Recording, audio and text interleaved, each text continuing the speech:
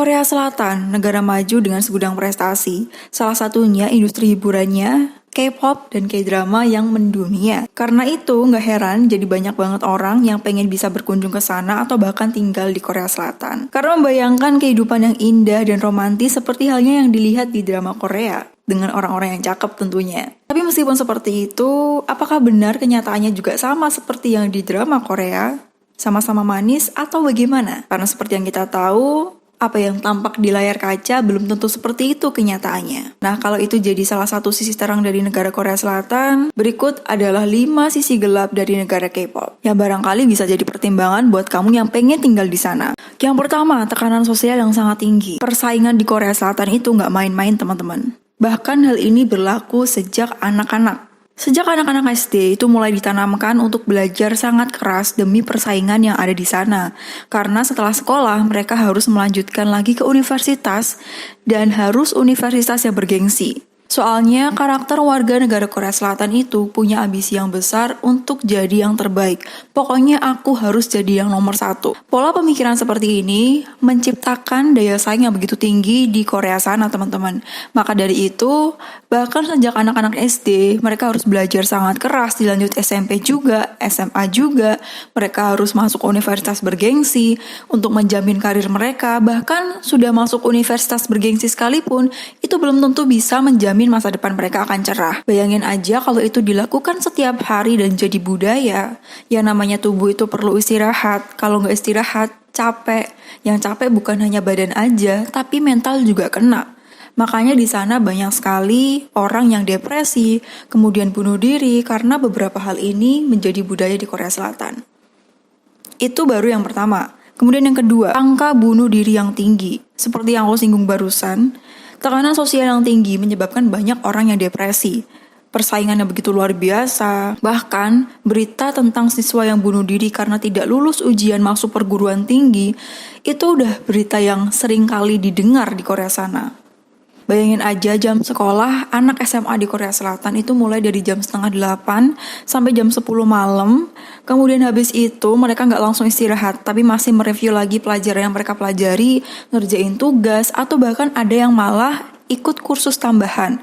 Karena itu tadi teman-teman, mereka harus bekerja keras lebih dari siapapun untuk jadi yang nomor 1. Wah, coba bayangin aja. Makanya kalau kamu nonton drama Korea, itu jarang banget kan kamu lihat siswa atau siswi SMA pulang ketika matahari masih kelihatan. Pasti pulangnya malam, naik bis malam, kayak gitu kan. Nah, karena itu yang terjadi sebenarnya. Di sana jam pelajarannya itu panjang banget dan harus bersaing dengan teman-teman yang lain juga. Banyak orang yang memutuskan untuk tidak menikah dan tidak punya anak. Saya mengambil pilihan hidup seperti itu karena mereka merasa kehidupan ekonomi di sana itu sulit. Dalam arti mereka susah dapat pekerjaan.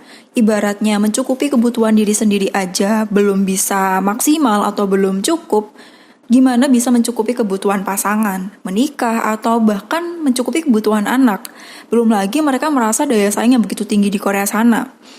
Mereka aja udah menderita secara mental karena hal itu, lalu bagaimana dengan anak-anak mereka di masa depan? Mereka khawatir anak-anak mereka akan merasakan rasa yang lebih buruk daripada apa yang orang-orang itu rasakan pada saat ini. Sehingga mereka pikir, lebih baik gak punya anak ataupun lebih baik gak menikah. Ditambah lagi, banyak sekali terjadi diskriminasi terhadap perempuan yang sudah menikah ataupun sudah punya anak. Karena pertimbangannya sebanyak itu, orang-orang pada akhirnya memutuskan untuk nggak nikah atau tidak punya anak. Maka dari itu, sekarang dikabarkan Korea Selatan sedang menghadapi krisis pertumbuhan penduduk. Lama-kelamaan penduduknya bisa habis karena angka kematiannya lebih besar daripada angka kelahirannya. Selanjutnya, kasus bullying hingga pelecehan seksual. Kasus bullying ataupun pelecehan seksual di sana itu sering kali terjadi, teman-teman. Barangkali ini kamu pernah lihat di drama Korea. Itu secara sekilas juga menceritakan realita yang terjadi. Ketika seseorang tidak good looking atau secara ekonomi tidak bagus, di sana sering kali mendapatkan perundungan dari teman-temannya, dan perundungan di Korea Selatan itu bukan perundungan yang biasa. Tidak jarang akhirnya korban bully ini mengambil tindakan atau mengambil keputusan untuk mengakhiri hidup karena separah itu bully yang diterima. Fakta selanjutnya adalah cancel culture. Nah, ini lebih tepatnya sering terjadi pada selebritis ya teman-teman, para idol ataupun artis di Korea sana.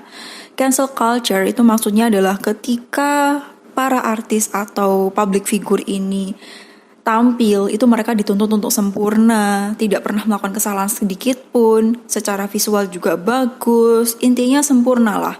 Dan ketika dia melakukan satu kesalahan aja, itu bisa melenyapkan reputasinya selama ini yang telah mereka bangun susah payah. Nah, jadi itu beberapa sisi gelap dari negara Korea Selatan. Yang namanya suatu negara ataupun dimanapun kita berada itu pasti ada sisi minus dan juga sisi plusnya. Ada sisi terang dan juga ada sisi gelapnya. Ya namanya dunia nggak ada yang sempurna.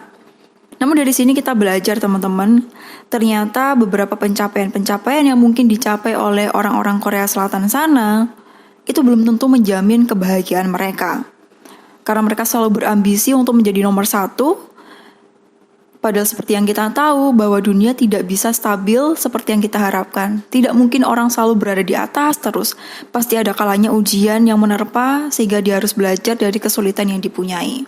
Lalu dengan kondisi pola pikir yang seperti itu, selalu pengen jadi yang nomor satu, agak mengkhawatirkan dan bisa berefek kepada gangguan kesehatan mental. Untuk survive dalam kehidupan ini, kita perlu menerima keadaan yang kita hadapi sekarang, baik kesulitannya ataupun pencapaiannya.